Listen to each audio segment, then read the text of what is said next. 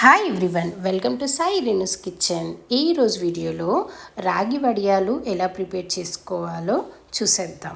ముందుగా ఒక 1 కప్ వరకు రాగి పౌడర్ తీసుకోవాలి. ఒక 1 కప్ వాటర్ కూడా యాడ్ చేసుకొని మొత్తం స్మూత్గా కలిపి పెట్టుకోవాలి.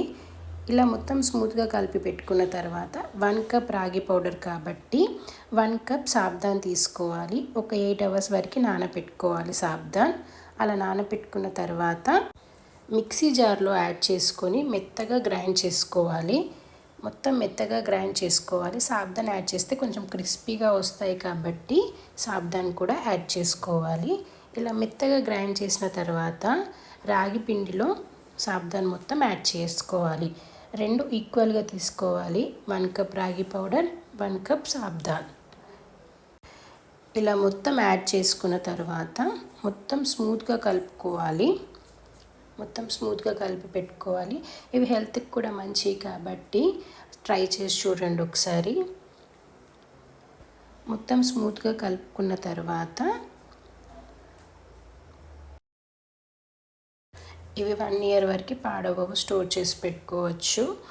ఆ తర్వాత మిక్సీ జార్ తీసుకొని ఒక 5-6 పచ్చిమిరపకాయలు యాడ్ చేసుకోవాలి మిక్సీ జార్లో. ఆ తర్వాత కొంచెం అల్లం కూడా వేసి ఒక 1 స్పూన్ వరకు జీరా కూడా యాడ్ చేసి ఒక 1/2 స్పూన్ వరకు సాల్ట్ కూడా యాడ్ చేసి కొంచెం కచ్చపచ్చగా గ్రైండ్ చేసుకోవాలి. ఇలా గ్రైండ్ చేసి పక్కకు పెట్టేసి ఆ తర్వాత స్టవ్ పైన ఒక 6 గ్లాసెస్ వాటర్ యాడ్ చేసుకొని వాటర్ కొంచెం హీట్ అయిన తర్వాత ఇందాక కలిపి పెట్టుకున్న రాగి పిండి సాబ్దాన్ ఉంది కదా, అది మొత్తం యాడ్ చేసుకోవాలి. ఇలా యాడ్ చేసుకున్న తర్వాత మొత్తం మిక్స్ చేసుకోవాలి. మొత్తం కలుపుకొని ఒక 1/2 స్పూన్ వరకు సాల్ట్ కూడా యాడ్ చేసుకోవాలి. సాల్ట్ కూడా వేసిన తర్వాత ఒక 3 స్పూన్స్ వరకు నువ్వులు కూడా వేయాలి. ఆ తర్వాత ఇందాక గ్రైండ్ చేసుకున్న పచ్చిమిర్చి ఉంది కదా, అది కూడా మొత్తం యాడ్ చేసి మొత్తం కలుపుకొని ఒక 10 మినిట్స్ వరకు కలుపుతూనే ఉండాలి. అడుగంటకుండా చూసుకోవాలి. కొంచెం చిక్కగా అయ్యేంత వరకు ఉంచాలి. కొంచెం చిక్కగా అయిన తర్వాత స్టవ్ ఆఫ్ చేసుకోవాలి. కలుపుతూనే ఉండాలి.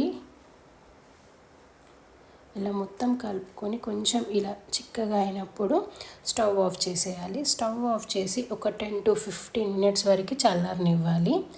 చల్లారిన తర్వాత షీట్స్ పైన ఇలా రౌండ్గా చేసుకుంటే సరిపోతుంది. ఇలా మొత్తం అన్ని షీట్స్ పైన ఇలా ప్రిపేర్ చేసుకొని ఎండలో ఒక 5 to 6 అవర్స్ వరకు పెడితే చాలు. ఎండలో ఒక 5 to 6 అవర్స్ పెట్టిన తర్వాత తీసేస్తే సరిపోతుంది.